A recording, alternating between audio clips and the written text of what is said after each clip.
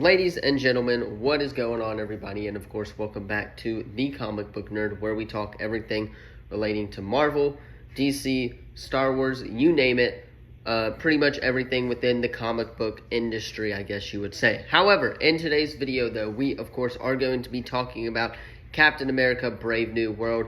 We have a Marvel movie to talk about, so that's what we're going to talk about today. We're going to talk about that post-credit scene, that ending explained. It's been about a week since the film has come out now, so giving people a little bit of a chance to go see it before we talk spoilers here on the channel. So, spoiler warning before we hop into today's video. Of course, if you are new to the channel, you already know what to do. Leave a like, subscribe, turn that bell on. We do our best to post on this channel every single day.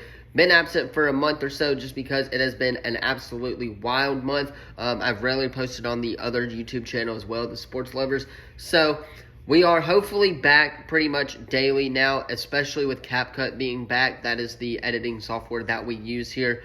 So we are hopefully back with Marvel content, with Star Wars, with DC, all of that stuff. Hopefully here within the next week or so, we can get back into a rhythm of posting and continue our coverage of the multiverse saga, which, of course, continues with Captain America Brave New World. Let us talk about Captain America Brave New World. Starting now, we are going to be reviewing the film, and then we'll talk about that ending and the post-credit scene explained here shortly as well. So, Captain America Brave New World. It was a great film. Overall, it was a pretty decent film in the Marvel Cinematic Universe. I think the audience liked it a little bit more than the critics did. The critics, they just hate on Marvel movies for whatever reason. But the audience gave it about an 80% there on Rotten Tomatoes, while the critics did give it a 60% or so. Obviously, go watch the film for yourself and think about, or at least make your own opinion of the film before you basically hear what others have to say.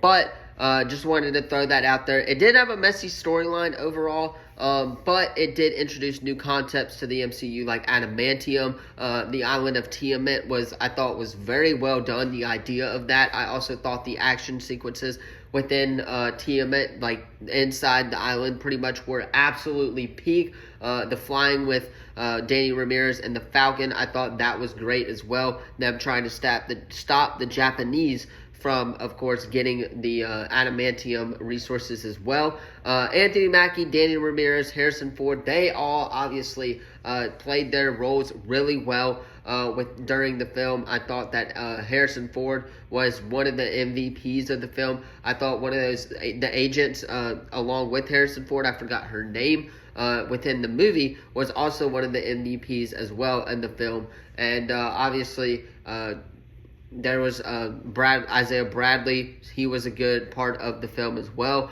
Yeah, this film felt more like a Captain America, or a Hulk movie, than a Captain America movie. With that being said, though, there were a lot of Captain America, I guess you would say, implements here in the movie, especially when you're dealing with Red Hulk. You know you're going to have a lot of Hulk variations out there, I guess you would say. You're going to have a lot of Hulk storylines out there as well. So Senator Stern was a big part of this film.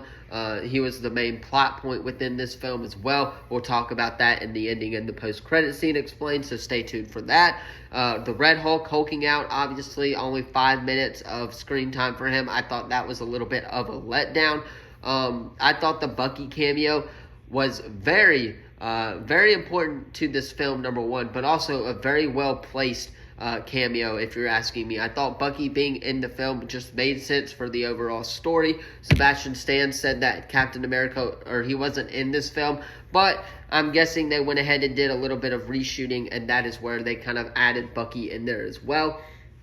Now, again, one final thing that I will leave you within, I guess, this little summary of a review here, is that there should have been a lot more Red Hulk in the film. But, again, CGI is expensive. What this film had to go through a bunch of rewrites, a bunch of reshoots.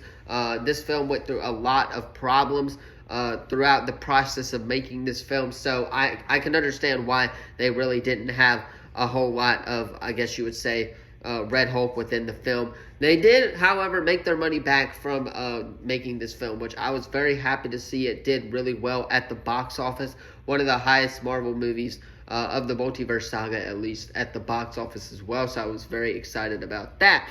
Now, let us get to the good stuff. The ending explained and the post-credit scene explained. So, obviously, after the final battle, we see Senator Stern. He is inside of the raft at the end of Captain America Brave New World. If you guys don't know where the raft is, it is the prison in the middle of the, I believe, Indian Ocean in the MCU, if I'm not mistaken. Zemo is currently there. We saw Red Hulk, or President Ross, in prison at the raft as well, who, might I add, accepted his sentence at the end of the film. So there's that there. I'm glad that he didn't really try to fight it. He knew what he was doing. So there's that right there. Stern, Ross, there's even a rumor that Zemo was shown during the film, or at least cameo there at the end, reading a book there at the end as well. I'm not going to comment on that one. But those two guys, they are in the raft now. Captain America goes to the raft to go see President Ross really quickly. He brings Betty there towards the end of the film so they can have a little bit of a chat there at the end of the film. And that is basically where the film kind of ends off. Now, with that being said, this is where the post-credit scene comes into play. Sam, I guess while he's with Betty, he goes to see Stern. I'm not sure how that worked, but he does go to see Senator Stern, and Stern basically teases the multiverse, the incoming incursions with Doctor Doom, basically the whole plot. He says that there are multiple worlds there, and that it is our job to protect this world, or something along the lines of that nature of that sentence that I just said. So, Stern teasing the coming of the multiverse, teasing incursions happening, teasing the plot of Avengers Doomsday, the Fantastic Four. We know Stern has a wide knowledge of pretty much everything in the universe. He was able to predict what President Ross was going to do during the entirety of Captain America Brave New World. So we see that right there.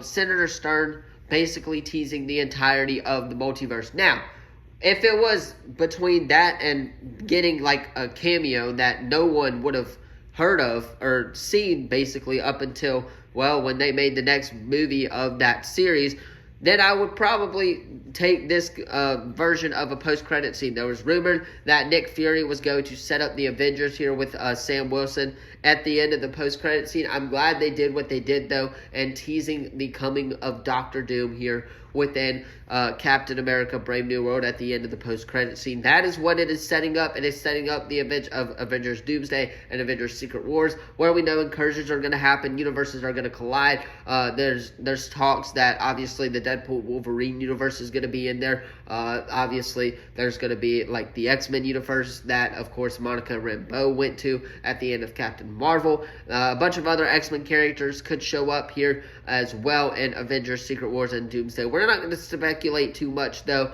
But overall, that is pretty much the post-credit scene and ending explained.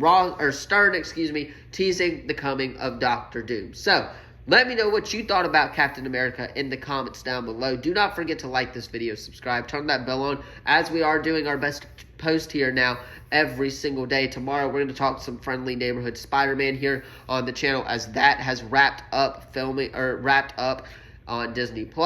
Then Sunday, we will continue our coverage with the Multiverse Saga. So stay tuned for that one. Like this video, subscribe, turn that bell on. We're getting closer and closer to Daredevil Born Again as well, the next Marvel project here on Disney+.